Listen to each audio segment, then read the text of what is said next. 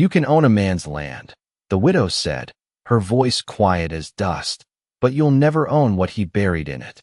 Before we continue, tell me, where are you watching from? Drop your city or country in the comments.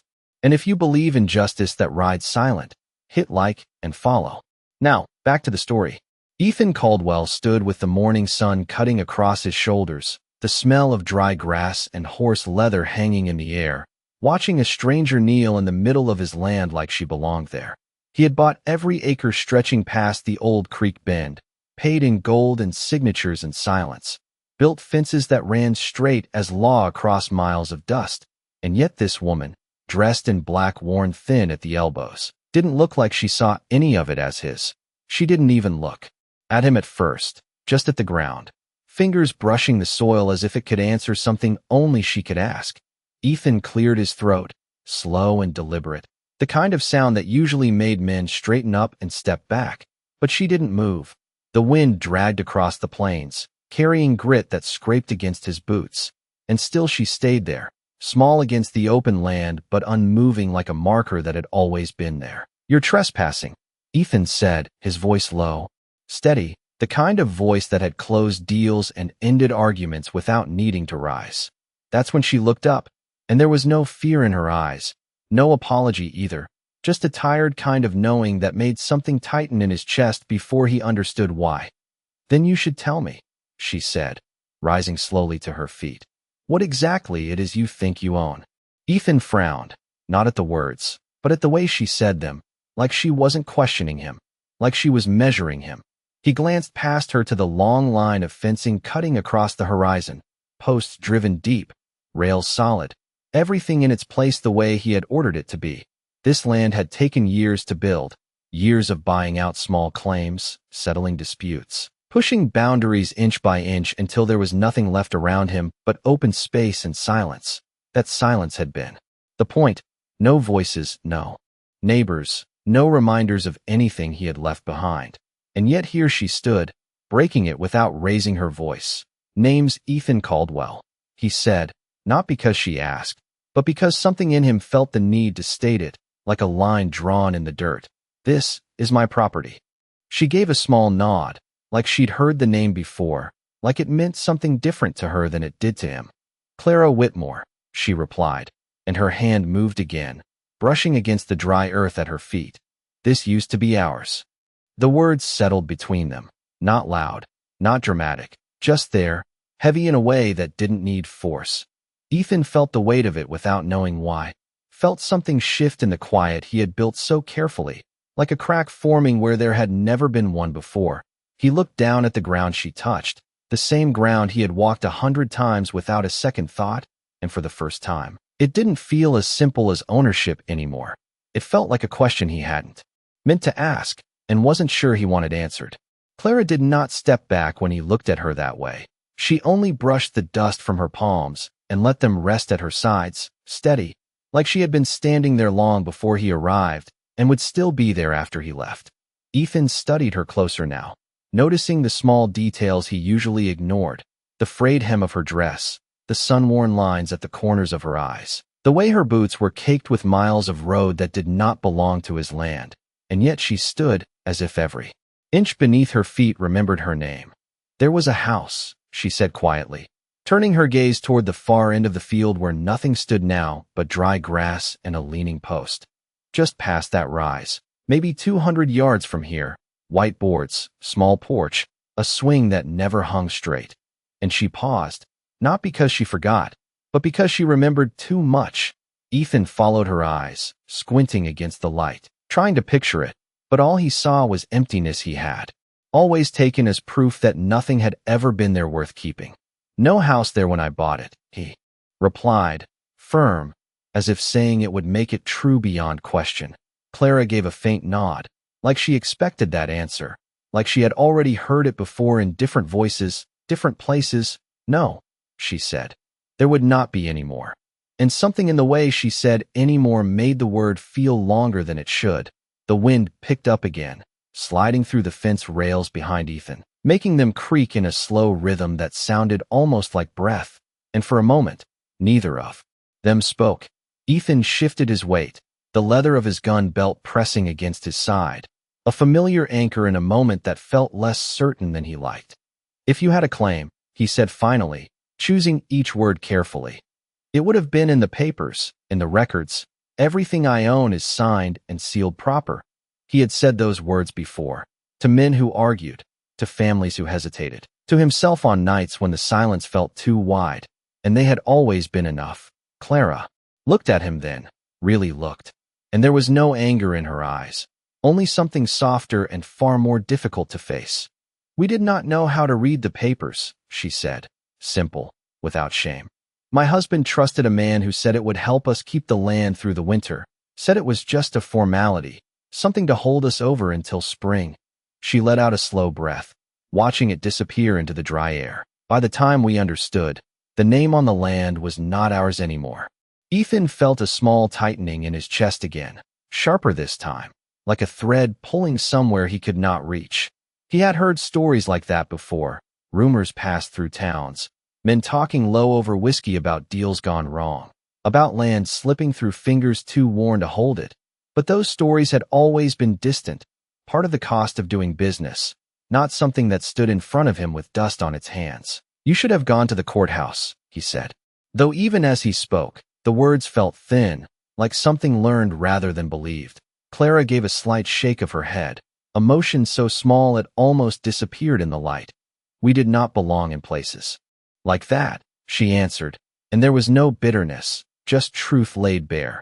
Ethan looked past her again, across the acres that stretched wide and empty, acres he had fought to gather, to claim, to control, and for the first time, the emptiness did not feel like victory. It felt like something missing its name. "My boy used to run out there," Clara continued, her voice softer now, pointing toward the same rise. "Said the wind sounded different on that side, like it was telling him something." She let her hand fall, her fingers brushing against the earth once more. He believed this place listened. The words settled into the space between them, quiet and unyielding, and Ethan found himself listening too, not to her this time, but to the land itself, to the wind moving through grass and wood, wondering what it might have been saying all along, and why he had never tried to hear it. Ethan did not answer right away, and that silence stretched longer than it should have, settling into the space between them like something alive, something waiting. He shifted his gaze from the empty rise back to Clara, but she was no longer looking at him. She had crouched down again, pressing her fingertips into the soil as if testing whether it still remembered her touch. And for a moment, he had the strange feeling that he was the one out of place here, not her. "There was a tree," she said after a while, her voice almost lost to the wind, "just behind the house, maybe 30 feet from the back door. My husband planted it the year our boy was born, said it would grow with him." Ethan glanced toward where she gestured, seeing nothing but a faint dip in the ground, a shadow that did not belong to anything he could name. "Storm took it down?" he asked, though the question sounded more like an attempt to make sense of something than an actual answer. Clara gave a slow shake of her head. "No storm," she replied. "It was cut down, clean at the base, like it never had a reason to stand there in the first place." And she brushed the dust away in a small circle, revealing darker soil beneath, richer, as if something had once lived there long enough to change the ground itself. Ethan felt his jaw tighten, not in anger, but in something closer to discomfort, a quiet pressure building behind his ribs. He knew how land was cleared, how fences were laid, how men made space where there had been none before, and he had never asked what stood there first, because it had never mattered. "Everything here was overgrown when I took it," he said, more to himself than to her. "Brush, old stumps, nothing worth keeping." But the words did not land the way they used to. They felt rehearsed, like something repeated too many times. Clara stood again, slower now, her eyes moving across the open land with a kind of patience that did not belong to someone just passing through. "It was worth keeping to us," she said simply, and there was no challenge in it, no demand, just a statement that carried its own weight. Ethan exhaled, long and steady, his gaze drifting once more across the acres he had claimed, acres that had always felt like proof of something, proof of control, of success, of a life built the right way. But now they felt different, like a ledger missing half its entries. "Why are you here?" he asked, finally, his voice lower now, stripped of its earlier edge. If the land is gone, if the house is gone, why come back? Clara looked at him then, and for the first time, there was something like a flicker of emotion in her eyes, not anger, not sorrow, something quieter, something steadier. Because this is the only place that ever knew us before we lost everything else, she said, and her gaze shifted past him, toward the long stretch of fence that cut the land into pieces, and I wanted to see if it remembered. The wind moved again, softer this time, brushing through the grass in a low whisper that seemed to carry farther than it should. Ethan followed her gaze to the fence line, noticing for the first time how straight it ran, how absolute it looked, dividing one side from the other without question, without hesitation, and he felt something settle in his chest, not an answer, but the beginning of one, something he had not allowed himself to consider before. He turned back to Clara, his brow furrowed slightly, and asked, almost without thinking, "And does it?" Clara did not answer right away. She just looked down at the soil beneath her feet, then back up at him, and in that pause, Ethan realized he was listening in a way he had not listened in years, not for words, but for something deeper, something quieter, something that might change what he thought he owned. Clara's gaze lingered on him for a long moment before she finally answered, and when she did, her voice carried something quieter than sorrow, something steadier than grief. "It remembers," she said, almost like she was certain of it. "Just not in the way you think." And she turned slightly, walking a few slow steps toward the rise, her boots pressing into the dirt with a familiarity that did not belong to a stranger. Ethan watched her go, something in his chest pulling him forward before he could decide against it. And he followed, keeping a few feet of distance, the crunch of gravel under his boots sounding louder than it should in the still morning.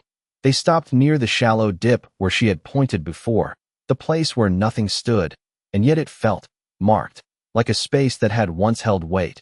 Clara knelt again, brushing aside a thin layer of dust, revealing a small, weathered piece of wood barely visible beneath the soil, no longer than a man's hand, worn smooth by time. Ethan frowned, crouching down beside her, not touching it, just looking. "That was part of the porch," she said, her fingers hovering over it, but never quite resting. "My husband carved our boy's initials into it. Said one day he would add more when he grew older." She let out a soft breath, almost a ghost of a laugh. "He never got the chance." Ethan swallowed, his throat dry, the wind brushing past them again, softer now, like it did not want to interrupt. He had walked this land countless times, ridden across it in every season, watched the sun rise and fall over these same acres, and yet he had never seen this, never noticed the quiet pieces left behind, buried just enough to be forgotten. "Why did you not take it with you?" he asked, the question slipping out before he could weigh it. Clara shook her head slowly, her eyes still on the wood. "Because we did not think. We were leaving," she said, and that simple truth settled deeper than anything else she had told him. Ethan leaned back slightly, resting his weight on his heels, looking out across the land again. But this time the emptiness did not look the same. It looked interrupted, like something had been taken out of it without care for what remained. He thought about the men who had cleared this place, the crews he had hired, the orders he had given without ever walking the ground first, trusting maps and lines drawn on paper more than anything that stood in front of him. "I paid for this land," he said quietly, not as a defense, but as something he was trying to hold on to, something that had always been enough. Clara nodded, standing slowly, brushing her hands against her dress. "I know you did," she replied, her voice calm. "But paying for something does not always mean it was yours to take." Ethan looked at her then, really looked, and for the first time, he did not see a trespasser. He saw someone who had been erased in a way he had never questioned. The wind moved through the grass again, and this time, it sounded different to him, less like noise, more like a whisper he had ignored for too long. Clara stepped back from the small piece of wood, leaving it half exposed, half hidden, like a memory that refused to disappear completely, and Ethan found himself staring at it, not as debris, but as proof that something had been there before him, something that did not disappear, just because it was no longer seen. He exhaled slowly, his gaze shifting to the long stretch of fence behind them, the straight line that had once felt like certainty, And for the first time, it looked less like ownership and more like a boundary drawn without understanding what it had cut through. Ethan remained still long after Clara stepped away from the buried wood, his eyes fixed on that small fragment like it had more weight than all the acres surrounding it. The wind passed low across the land, brushing the grass in slow waves, and for the first time, he noticed how uneven the ground felt beneath his boots, not broken, but altered, like something had been pressed down and never quite rose. Back the same. When we left, Clara said quietly behind him, her voice no longer directed at him but at the place itself. I thought it would forget us faster than we could forget it. Ethan did not turn right away, his jaw tightening slightly, not in resistance, but in something closer to unease, because forgetting had always been easier for him, easier than asking what came before, easier than seeing what remained. But it did not, she continued, stepping closer again, her gaze moving slowly across the rise. It just waited. The words settled into him heavier than the others. Waited, as if the land itself held time differently than the people who passed through it. Ethan finally looked at her, his brow drawn slightly. Land does not wait, he said, though the certainty in his voice had begun to thin. It changes, it gets used, it gets owned. Clara met his gaze without flinching. People say that, she replied, but land keeps what matters, whether you see it or not. And she gestured again to the small piece of wood, still half hidden in the soil.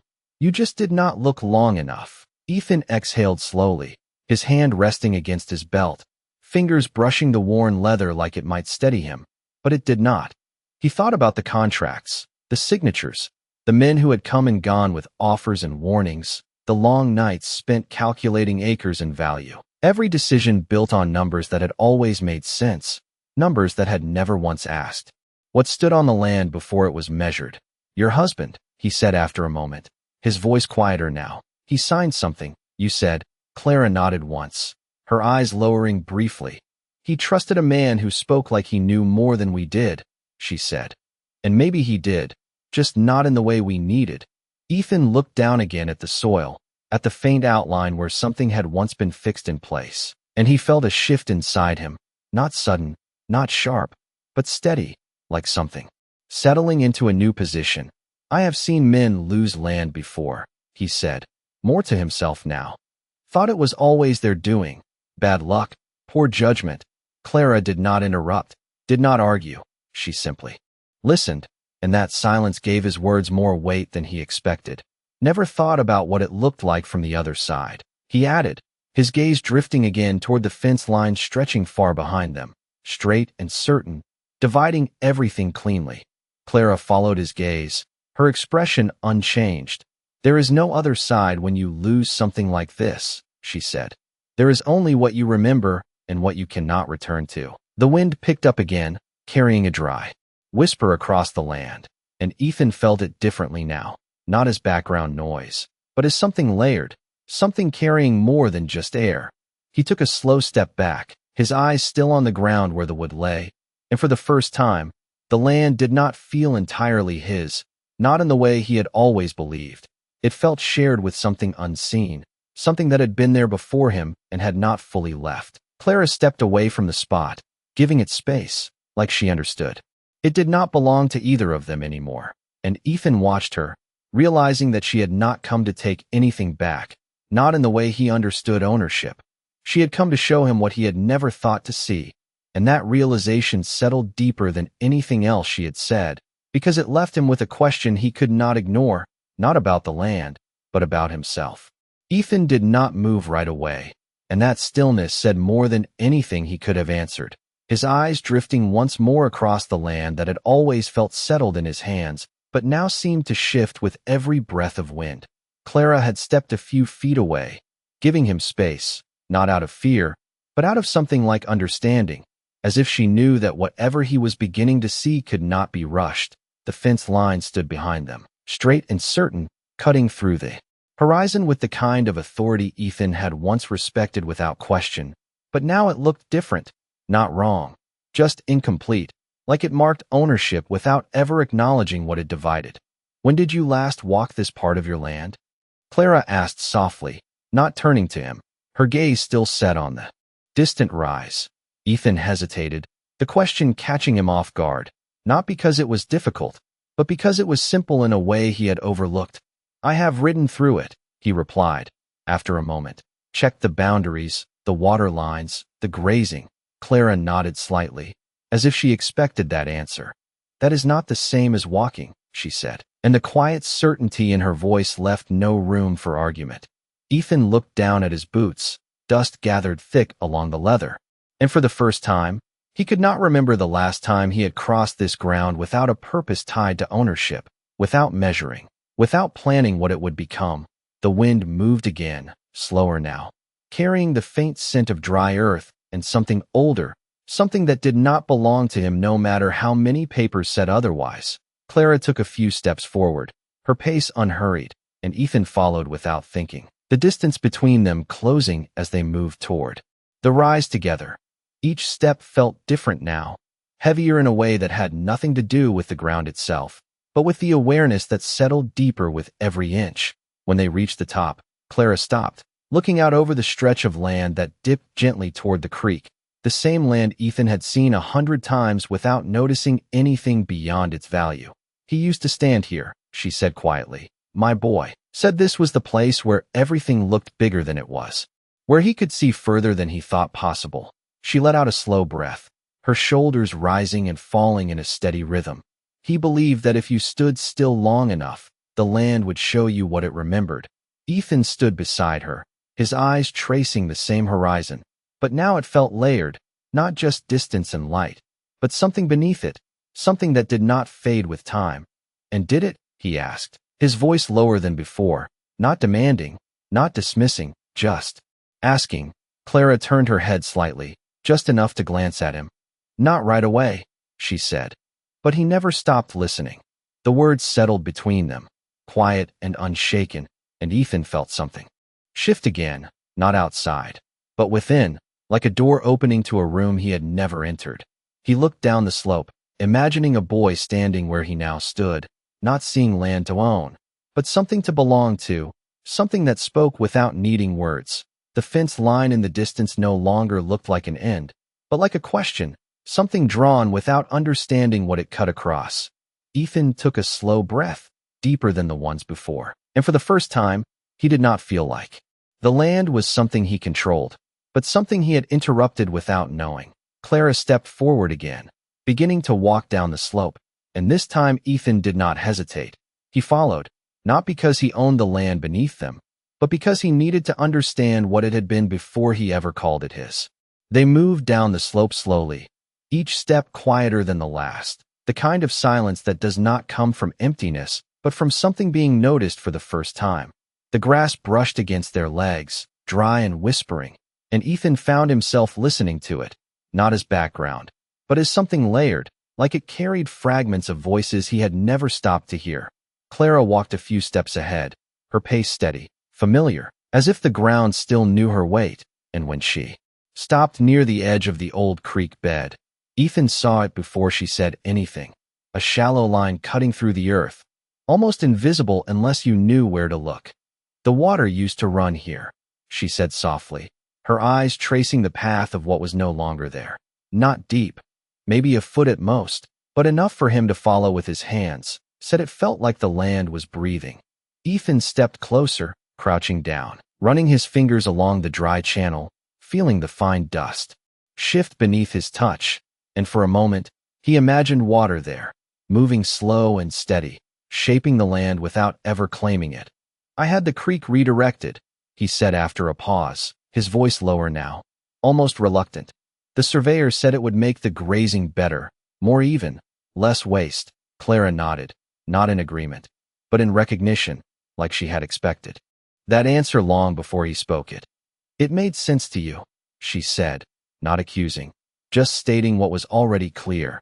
But that water was the only thing that kept this place from forgetting us too quickly. Ethan's hand stilled against the ground, the weight of her words settling into something deeper than discomfort, something that felt closer to understanding. He had thought of water as a resource, something to move, to control, to improve what the land could offer him, but never as something that held memory, something that tied a place to the people who had lived within it. He looked up at her, his brow drawn. You speak like the land keeps count. Clara met his gaze, her expression calm, unshaken. It does not count the way we do, she replied, but it remembers where things belong. The wind moved again, carrying a faint rustle through the grass, and Ethan felt it differently now, not as something passing through, but as something brushing against what had been left behind. He stood slowly, his eyes drifting from the dry creek bed to the distant fence line, and for the first time, the straight edges of it did not feel like order. They felt like interruption, like something placed without asking what it crossed. I thought I was making this land better, he said quietly, more to himself than to her, more useful. Clara took a small step closer, her gaze following his across the land. Better for who? She asked, and the question hung there, simple, unavoidable, with no easy answer to fill the space it created. Ethan exhaled slowly, the breath leaving him heavier than it should have, because for the first time, he did not have a number, a contract, or a plan to answer with. He only had what stood in front of him, what had been there before him, and what he had never thought to see. Clara turned slightly, looking back up toward the rise where they had stood before, then toward the open stretch beyond it, her eyes steady, not searching, just knowing. He used to say this place would always know us, she added softly, even if we were no longer here. Ethan followed her gaze again, the horizon stretching wide and quiet, and something shifted inside him. Not sudden, not sharp, but certain, like a truth settling in a place where doubt had once lived. He looked down once more at the dry path of the creek, at the way it curved gently through the land without force, and he understood, not completely, not yet, but enough to know that what he had changed was more than just water, more than just soil. It was something that had never belonged to him to move, and that realization did not come with anger or regret. It came with something heavier, something that did not demand action, but would not allow him to remain the same. The wind shifted again, carrying a cooler breath from the distant hills, and Ethan remained standing at the edge of the dry creek bed, his boots planted in soil that no longer felt as simple as ground beneath him. Clara did not speak for a while, and that silence was not empty. It was full, like a space waiting for something to be understood rather than said. Ethan let his gaze travel slowly along the path where water once moved, imagining the way it must have curved and settled, not forcing its way, just finding where it belonged. And for the first time, he felt the difference between shaping something and listening to it. When I bought this land, he said quietly, his voice lower than before, I was told it had no value until it was changed. Clara turned her head slightly, not surprised, not questioning, just listening. They said it was wasted space, he continued, that nothing grew the way it should, that it needed structure, direction. He paused, looking down at his hands, dust settling into the lines of his skin. I believed them. Clara stepped a little closer, her boots pressing into the earth with that same quiet certainty. And now? She asked, not demanding, just opening the space for him to answer. Ethan lifted his gaze slowly, looking out across the land again. But this time, it was not a calculation, not a measure of acres or fences. It was something slower, something closer to seeing. Now I think it already knew what it was doing, he said, and the words felt unfamiliar, like they belonged to a man he had not been before this morning. The wind moved through the grass again, softer now, almost like a reply, and Clara let out a breath that carried a trace of something lighter, not relief, but recognition. It always did, she said, and there was no triumph in her voice, only quiet agreement.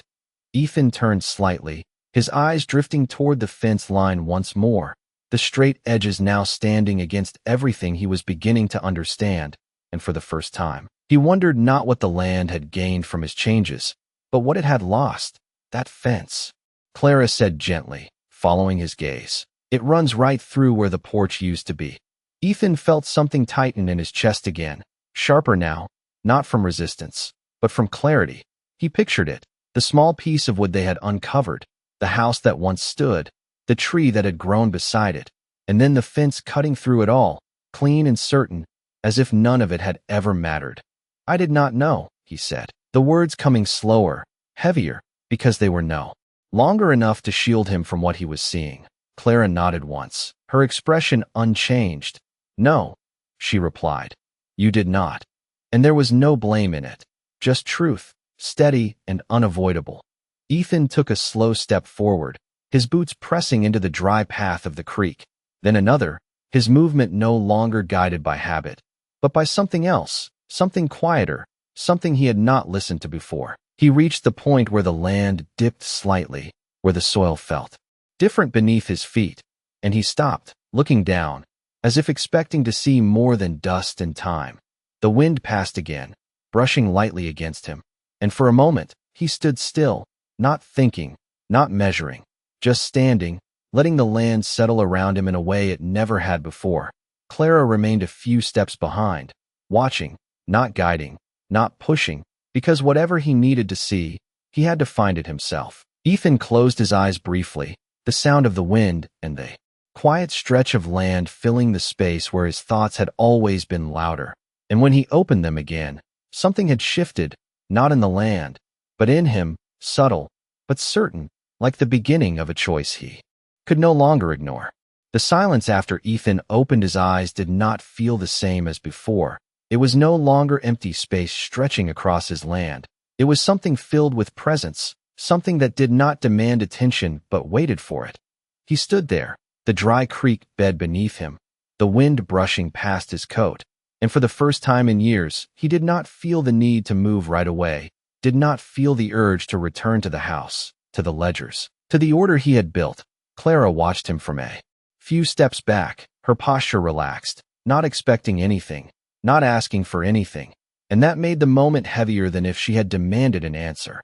Ethan let his gaze drift slowly along the invisible path where water once ran, imagining how it would have sounded, soft, steady, shaping the land without ever claiming it. And something about that thought settled deeper than anything he had known before. "If I had walked it," he said quietly, his voice almost lost to the wind, "really walked it, not just ridden past, not just measured it, would I have seen it?" Clara did not answer immediately, and when she did, her voice carried no certainty, only truth. "Maybe," she said, "or maybe you would have chosen not to." Ethan lowered his gaze, the honesty of that answer landing heavier than he expected, because it left no place to hide behind ignorance, no excuse to lean on. He took a slow breath, the air dry but clear, and turned slightly, looking back toward the rise, then toward the fence line beyond it, the straight cut of wood and wire that had once represented everything he had worked for. Now it stood there like a question, something placed without understanding what it had crossed. "I thought owning land meant something," he said, more to himself than to her. "Thought it meant I had built something solid, something that could not be taken away." Clara stepped forward, closing the space between them just enough for her words to carry clearly. "It does mean something," she said, "just not what you believed." Ethan looked at her then, searching her face not for answers, but for something steady enough to hold on to, and he found it not in her expression, but in the quiet way she stood, grounded in a place she no longer owned but still belonged to. The wind moved again, slower now, and Ethan felt it pass through him differently, not as something outside, but as something that stirred what had been still for too long. He turned back toward the creek bed, then took a step, and another, moving along its path without thinking about where it led, only that it once led somewhere that mattered. Clara followed at a distance, her steps light, not guiding him, only witnessing. The ground shifted slightly beneath his boots as he walked, the soil softer in places, firmer in others, and each change felt like a memory pressed into the land, something that had not vanished, only settled. He stopped after a few yards, looking down at a patch where the dirt darkened, richer than the rest, and he crouched slowly, brushing the surface aside with his hand. Beneath it, the soil held a different texture, finer, layered, as if something had once lived there long enough to leave a mark that could not be erased. Ethan stared at it, his breath steady but deeper now, and for the first time, he understood that what he had taken was not just space, not just acres measured and bought, but something that had held meaning long before his name was ever written on paper. He straightened slowly, his gaze lifting back toward the open land, and the thought settled in him, clear and unavoidable, not loud, not forceful, but certain enough that it could not be ignored anymore. And as he stood there, the wind moving gently across the fields, He realized that whatever came next would not be decided by what he owned, but by what he was finally willing to see. Ethan remained standing there longer than he intended, the wind moving slow across the land as if it had nowhere else to be. And for the first time, he felt the same way, not pulled back by duty or habit, just held in place by something he could not yet name. His eyes moved again across the stretch of earth before him, not scanning for fences or boundaries, but searching for traces. Small signs that something had existed here before he arrived with his maps and men and plans. What happened after? He asked finally, his voice quieter now, not demanding, but needing to understand. After you left, where did you go? Clara stood still for a moment before answering, her gaze still resting on the land as if the answer was tied to it. We went where people go when they no longer have a place that knows them, she said, and her words carried a weight that did not need explanation. Small towns, borrowed rooms, places that do not ask questions as long as you keep moving. Ethan felt that settle into him, not as a story, but as something real, something that had continued long after the papers were signed and the land changed hands. And your boy? He asked, the question coming slower, careful, like it might disturb something fragile. Clara's eyes lowered briefly, her fingers brushing lightly against the fabric of her sleeve. He grew, she said. But not here. And that was all she offered. But it was enough. The absence of detail spoke louder than anything she could have added. Ethan nodded slightly, though the motion felt empty, like it did not carry what he meant it to. He turned his gaze back, toward the fence line again, the straight edges cutting through the horizon, and for the first time, he did not see strength in it. He saw finality, a line that had closed something without asking what it ended. I thought I was building something lasting, he said quietly. Something that would outlive me. Clara stepped closer, her presence steady beside him. You did build something, she replied, but you never asked what it replaced. Ethan exhaled slowly, the breath leaving him heavier than the ones before, because now he understood that building and replacing were not the same thing, not when one erased the other without a trace. The wind moved again, brushing past them both, and Ethan felt it linger, not passing through, but settling into the space around him, as if it carried something back that had never truly left. He looked down at his boots again, at the soil pressed beneath them, and for the first time, he wondered how many steps it would take to undo something that had never been meant to happen this way. If I had known, he began then. Stopped, because the words felt incomplete, like they did not belong in what he was beginning to understand. Clara did not respond to that, did not fill the silence, because some things did not need to be said aloud to be true. Ethan lifted his head again, his eyes moving across the land with a different kind of attention now, slower, deeper, not searching for value, but for meaning. The rise, the dry creek, the buried wood, all of it began to connect in a way he had never allowed before, not as pieces of property, but as parts of something that had once been whole. He took a slow step forward, then another, his movement no longer driven by habit, but by something quieter, something that asked him to see rather than claim. Clara remained beside him, not guiding, not leading, just present, and that presence grounded the moment in a way nothing else could. Ethan stopped again, his gaze lifting toward the horizon where the fence cut across the land, and for a long moment, he did not move, did not speak, because he understood now that whatever came next would not be decided by what he had built, but by what he was willing to give back, and that realization settled into him with a weight that felt both heavy and clear, like the beginning of something that could not be undone once it had been seen. Ethan did not speak right away, and that silence carried further now, stretching across the land like something that had finally been heard. He stood facing the fence line, the same line he had once admired for its strength, its certainty, and now it looked different, not weaker, but misplaced, like it had been drawn without understanding what it divided. Clara remained beside him, not close enough to guide, not far enough to leave, just present, the way she had been from the moment he found her, steady as the ground beneath them. The wind slowed, almost settling, and in that quiet, Ethan took a step toward the fence, then another, his boots pressing into the soil with a weight that felt deliberate for the first time. Each step carried something he could not name, not regret, not guilt, but something heavier, something that asked for more than acknowledgement. When he reached the fence, he stopped, his hand lifting slightly before resting against the rough wood, the grain worn smooth in places, splintered in others, built to last, built to hold. And he realized then that it had done exactly what he asked of it. It had kept things out, kept things in, without ever knowing what it separated.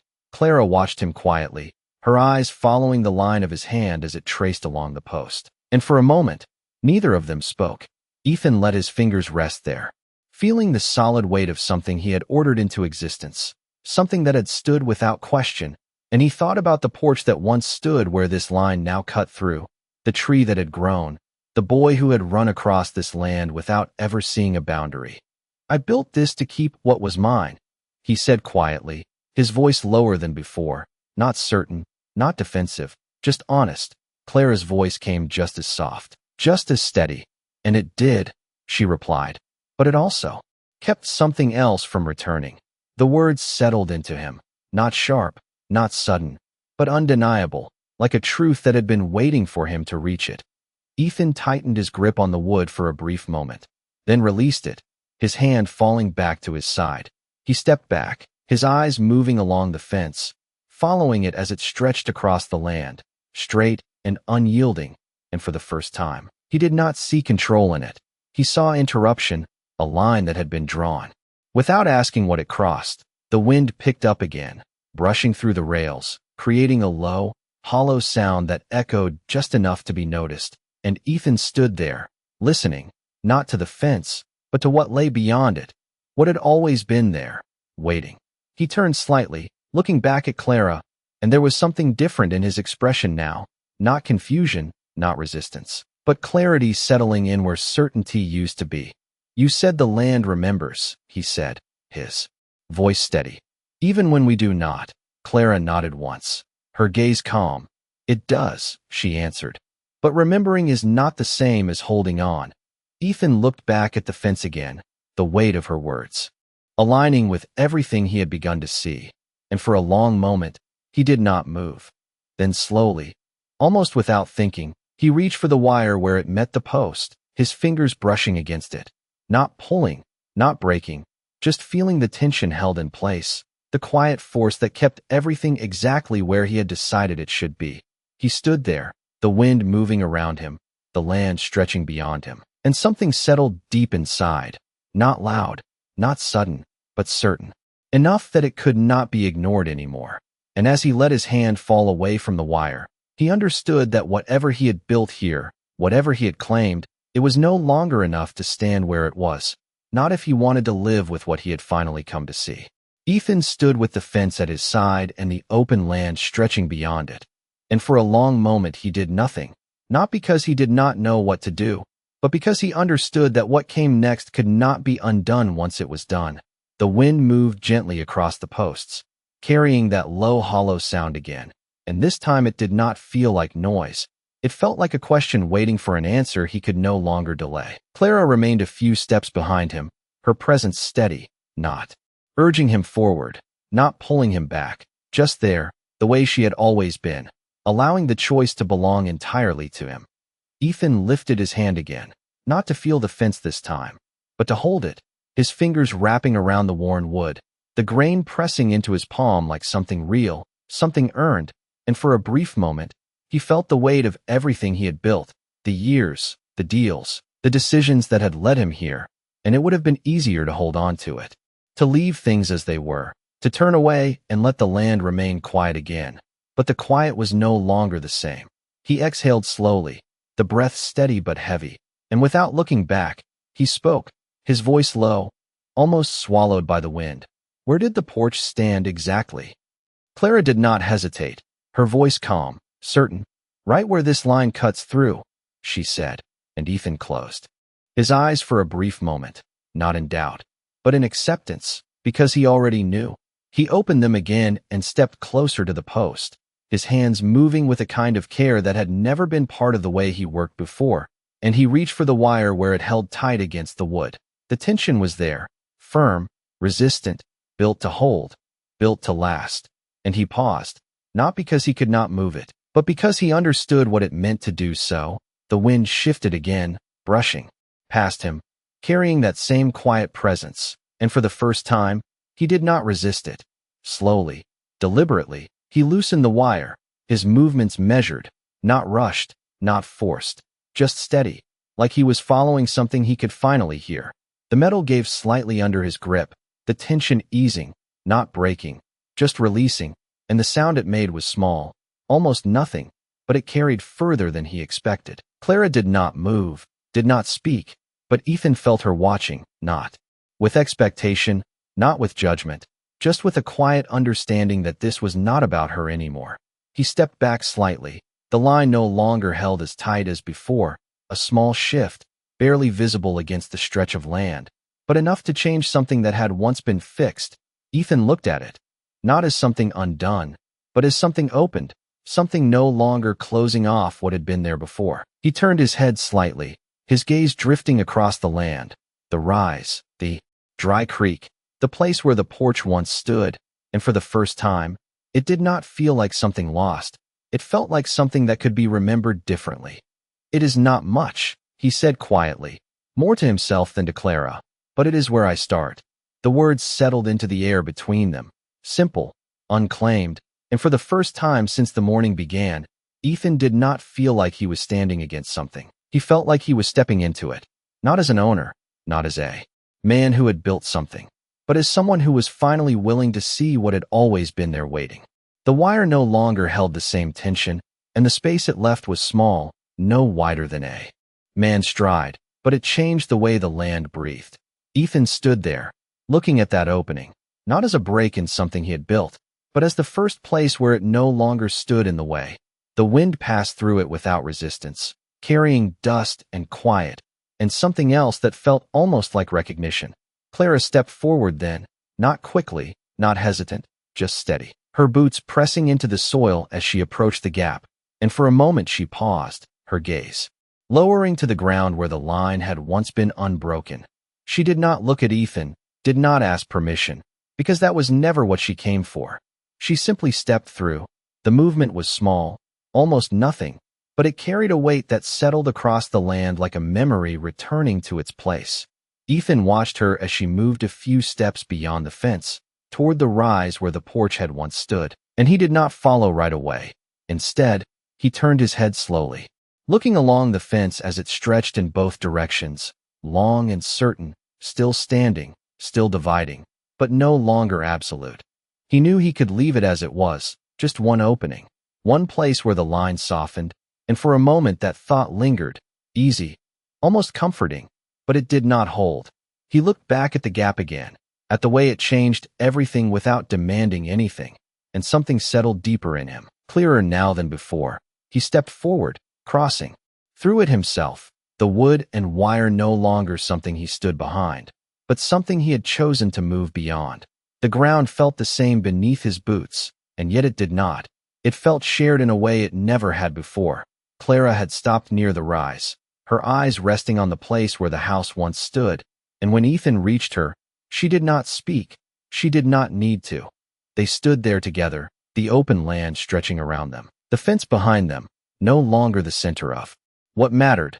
The wind moved again, brushing through the grass, softer now, carrying a sound that did not feel empty anymore. Ethan looked out across the land one last time, not as a man measuring what he owned, but as someone seeing what had been there all along.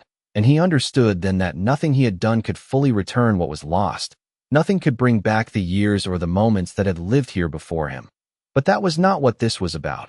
He reached down slowly, his hand brushing the soil near where Clara had first knelt, his fingers pressing lightly into it, not to claim it, not to change it, just to feel it as it was. He let his hand rest there for a moment, then lifted it again, the dust settling back into place without resistance. Clara turned her head slightly, her eyes meeting his for the first time since they had crossed the fence, and there was something quiet there, not gratitude, not forgiveness, just acknowledgement.